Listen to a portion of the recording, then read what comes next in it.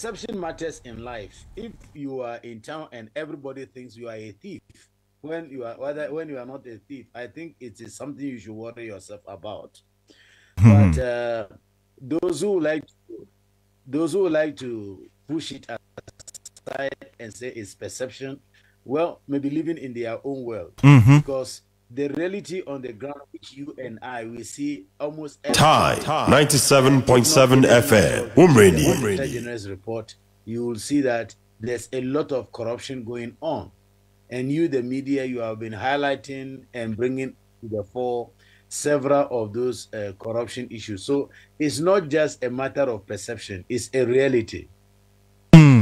Well, it's a reality. You've also said elsewhere that corruption is the deadliest disease to have ever happened to Ghana. We thought it was COVID, but you said corruption is the deadliest disease that has ever happened to us. Why do you say so? Yes, COVID does not come anywhere near corruption as far as the effect of corruption is concerned on our society. Okay. Uh, if you can imagine the number of people who die in our hospitals because of corruption, Mm. the medicine which should be available to them is not there. The medical personnel which will attend to them are not attending to them. And you consider the number of people who die on our roads because of the same corruption. The money given to construct the road has been diverted into individuals. And you consider the number of children who up to today are schooling under trees, Mm. or even those who are in buildings, they are in dilapidated buildings, etc. No other disease come anywhere near corruption. Mm. That is why it is a collective responsibility of all of us to stand up against corruption, to ensure that public funds are used to provide services that will be of benefit to all of us and make life better for all of us. Why, for instance, do you think that African leaders, when they get sick, they jump into the plane and go abroad? Mm-hmm. We have hospitals in Ghana, we have hospitals everywhere in Africa. Why do they go abroad? Why don't they receive their treatments at home? Mm. Why is it that their children are schooling abroad? Because people over there have built their systems and it is working well. Why would we not do the same at home? I thought the accounts have a saying that at the power of Yahweh, Uh-huh. if we like good things, That's then right. why don't we do it at home also? Mm-hmm. So that is the problem. If we don't fight corruption, corruption will fight us. Mm. So, mhm. And if I can if I, Yes, continue. Continue. if I can quickly add, what is more disturbing about the situation is that corruption is a leakage. It is like monies which are supposed to be used to develop the country are going into people's pocket. Instead of we stopping that, what I see of late is that government continuously increases tax. So it's collecting money from you and I, and instead of that money going to develop the country, others are stealing it. That is the painful part, the most Mm. painful part Mm. of corruption. Now, everything you buy in Ghana, you have to pay taxes on it. We are told very soon that electricity said we are going to pay VAT on it.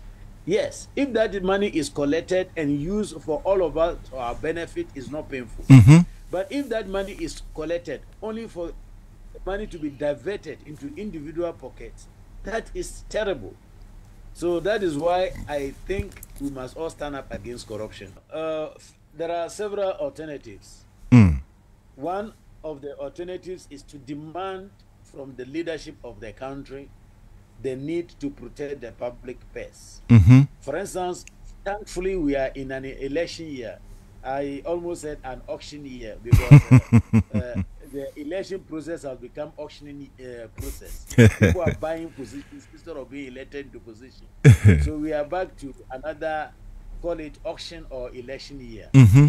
We should demand concrete actions that they are going to take when they are elected into office. Mm. And if we are not satisfied with your implementation of what you promise, we must vote that government out. So now we are performing at 43%. Sorry, we scored 43 out of 100. That's right. Which is a failure. And the bad thing is that we have stagnated at a failure stage. And people are saying that, oh, it is not worse. If you are past or in a past mark and you are stagnated, that is better. We are now at 43, which is a failure. Okay. So we should demand from the incoming government or all the people who are aspiring to become the leadership or lead this country. Mm-hmm. What should we expect when we enter 2026 for 2025? For instance, a new government will be formed in 2025, be it MPP government or NDC government or an individual or any other party. Right. What score should we be expecting? Are we expecting that you will cross the 50% mark? Remember, Ghana has never crossed the 50% mark. Mm-hmm. And until you cross the 50%, you have failed. So we have been a failure all this while, except that the situation has worsened. We moved from around 58, dropped to, I think, about 56 or thereabout, and to 48, came to 46, and then we have stagnated somewhere around 43. After going low as 40. So we must have to look at it. Do you know what, my brother? Tell me. What even disturbs me, if you look at the report, yes, if you look at the report, you will see that Ghana has not been able to make it up to the 50%, which is the pass mark. But put that 50% aside. Denmark scored 90%. Mm-hmm. We could not even score half of Denmark's mark. If we scored that, we will have been at 45%. Even that, which is a failure, we have not been able to make it. So we should demand from our leaders that, look, when you resume or you come to office 2025, what will be the corruption perception scores? Will you be able to score 50% at minimum? If he or she says yes, then come the next election, he has not scored it, we should push him or her aside, because corruption has gone far beyond perception. It's not perception. Take the Auditor General's report all over the years and see what is there. You read through the newspapers, in fact, your own station and others. Mm-hmm. How many corruption issues have you not been bringing up? So it's no more a perception, it is a reality, and we must fight it.